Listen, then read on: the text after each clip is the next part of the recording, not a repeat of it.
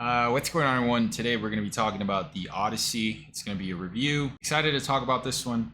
Went to go watch it on Tuesday, and just right off the bat, this was a spectacle. If you haven't seen this movie already, definitely go watch it in theaters. This is one that you need to experience on the big screen, surround system going off.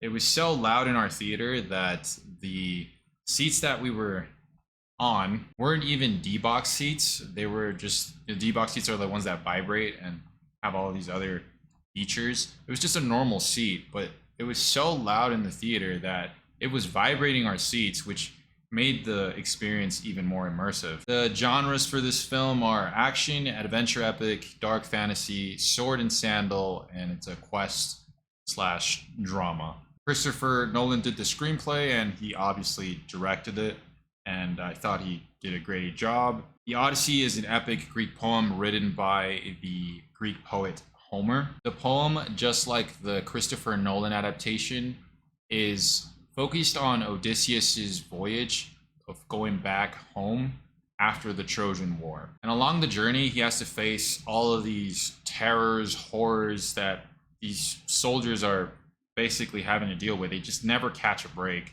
Every single island they go towards, it's always something.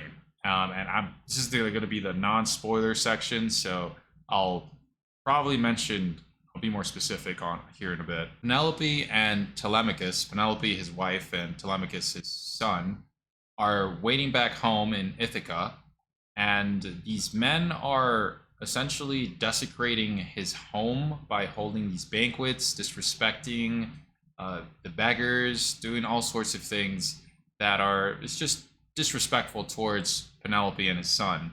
And they're waiting for Penelope to choose another person for the throne. So they want her to eventually give up on Odysseus. She's not giving up. She is as stubborn as an ox. She's pretty adamant that Odysseus is going to come back home, even though it's been years. But that's the whole drama going on back home. Telemachus is on his own journey. He's trying to figure out what happened to his father. Last time he saw him was when he was a little kid. So he's a full-grown adult now, and he travels to like islands that are controlled by Menelaus, I believe, John Bernthal's character, seeking more information. But mostly the story is about Odysseus' journey, and he is trying to remember what happened to him and his soldiers after the Trojan War. The Trojan War is shown here. They show the Trojan horse, as you can see from the trailers. They show a couple of those scenes of what happened to Troy, how these soldiers went in there killing people, pillaging, probably raping, and doing all sorts of evil things. This movie has a huge cast, as you can tell from the trailers.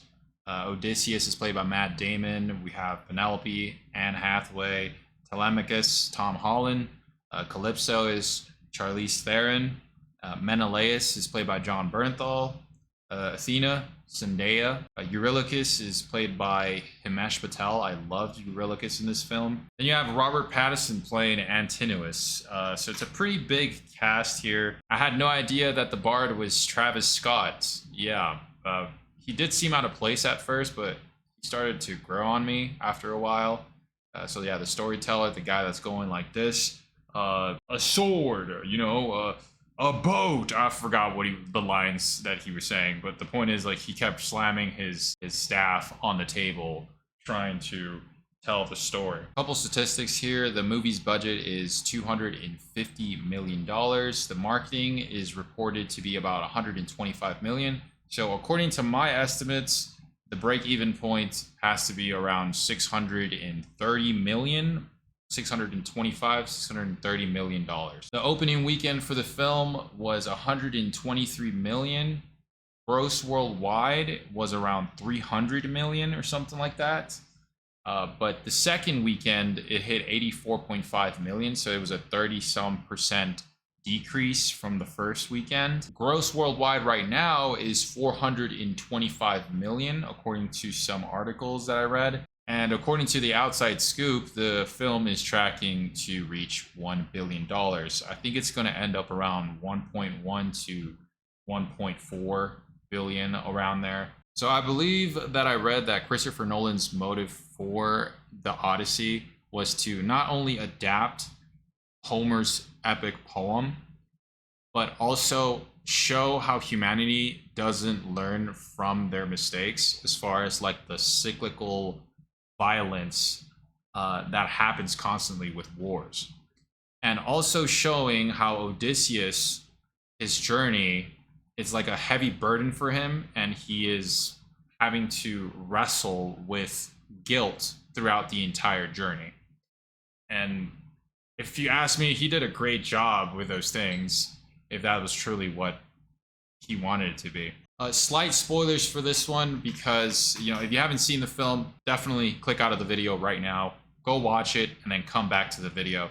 But I just wanted to mention some of my favorite scenes, and we're going to start right now. The first one, the Cyclops scene, where this these soldiers go into the cave, they follow a sheep in there. They're like, okay, don't kill the sheep. There's most likely a herd that it's going towards. And so they eventually figure out, oh, someone lives here. There's like cheese here that is being made from the sheep's milk. And it turns out to be this giant Cyclops. It turns out to be Poseidon's son. Forgot his name. This Cyclops seals the exit. And so now they're like just there.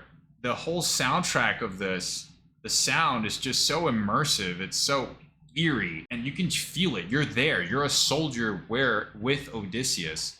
And I just love that whole interaction of like, okay, do we kill this thing? If we do kill this thing, we're going to be stuck here. We're probably going to starve to death. I thought that was so cool. Also, like when the thing comes in, right? The Cyclops comes in, he starts eating the soldier's head, and it's just so, I was like, oh, it's so visceral. It was great. Like, that's how I would describe this film. It's like, it's visceral. Another one of my favorite scenes is when it's mostly all of the islands. It's like they get to. It's like all these soldiers with Odysseus, they just can't catch a break. Before leaving Troy, Odysseus just decided, you know what, let's go on a different route. Let's not follow the same route that we came from.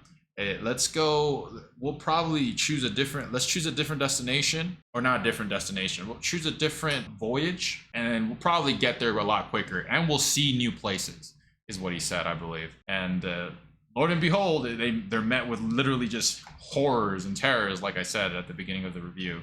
The next island after the Cyclops it's just so great. I mean, you have these giants wearing this armor straight out of Elden Ring, and at first they like get there, and it's like it's always a mystery with these islands. They get to the shore, they get out of the boat, they start heading towards the island, and they realize, oh, there's a person here wearing armor.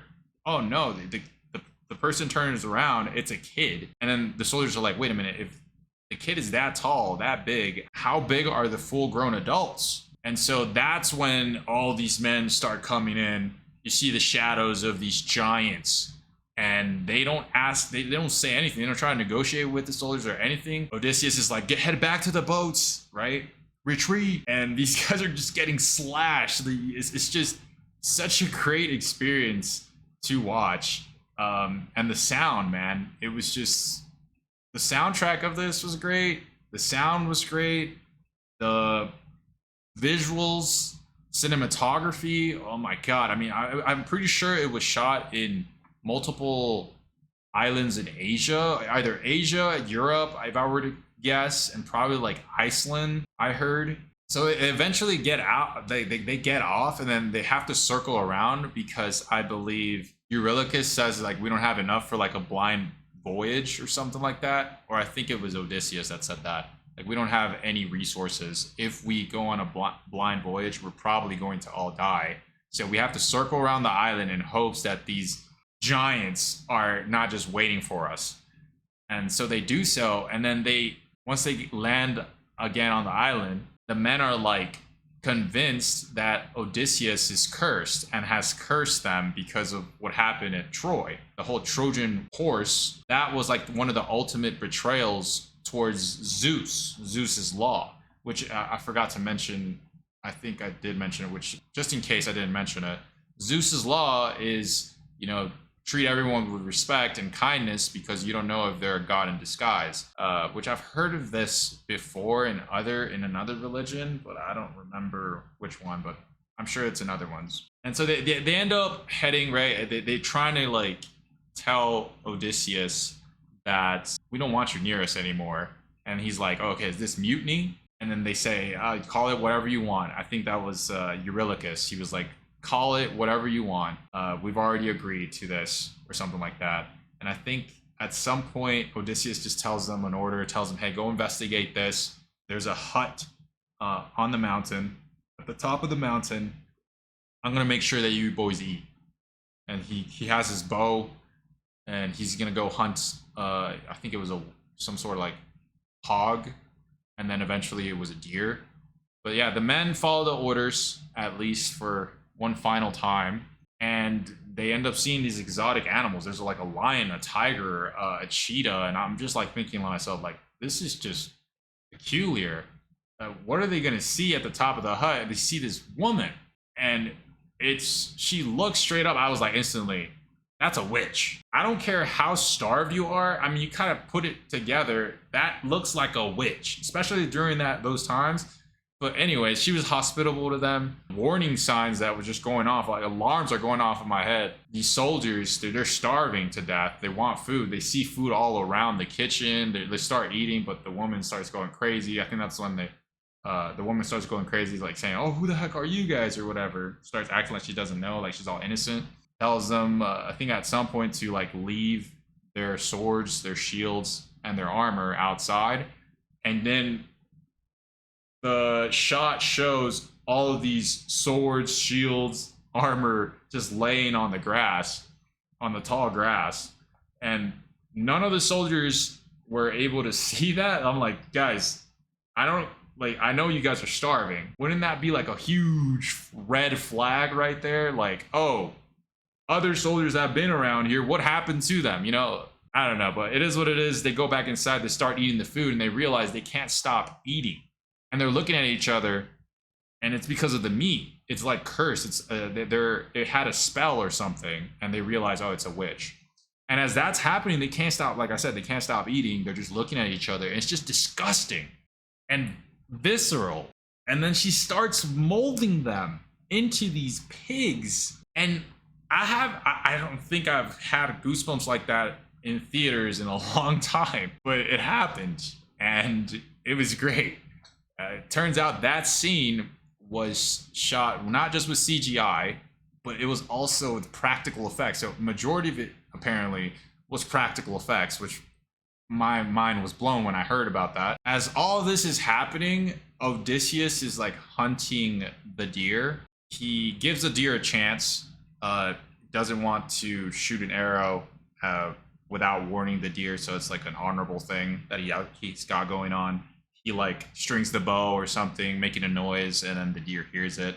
Yeah, eventually gets the deer, shoots an arrow. He gets a lot closer to it and realizes, oh, it turned into a human being. Something fishy's going on here. He ends up going towards the hut, sees all the exotic animals that the soldiers saw, and he kind of, I think at this point, puts it together that this is probably a witch, and he sees the pigs outside.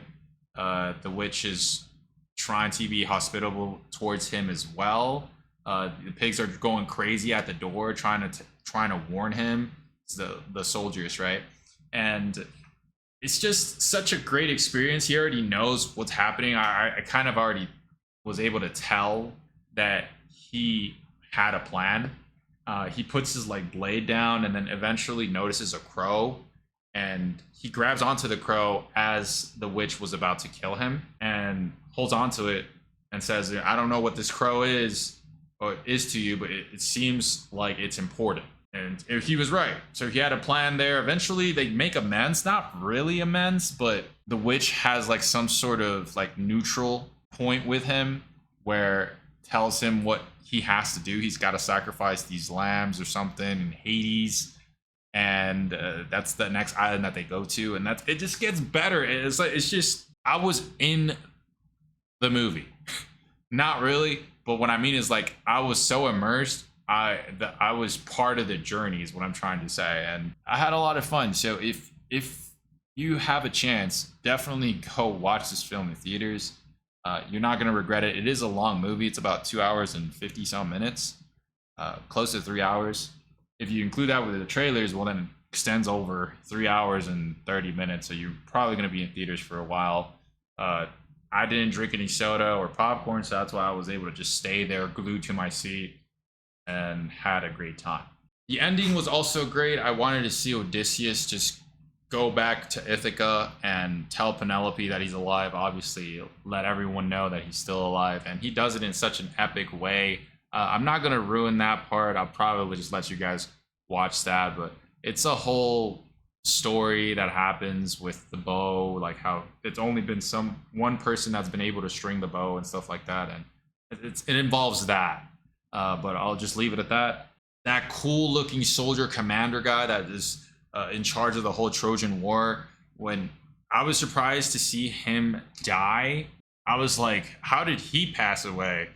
It turns out that he had gotten betrayed by his own kin, his wife, that was holding a grudge for sacrificing her daughter, or sacrificing their daughter. And then, yeah, she always held it against him. She planned his demise for a very long time and executed it, and he ended up in Hades. And that's why Odysseus was able to talk to him there. And there's so many great scenes in here, man. So please just go watch this in theaters, okay? You'll thank me later. 9 out of 10 for me, The Odyssey.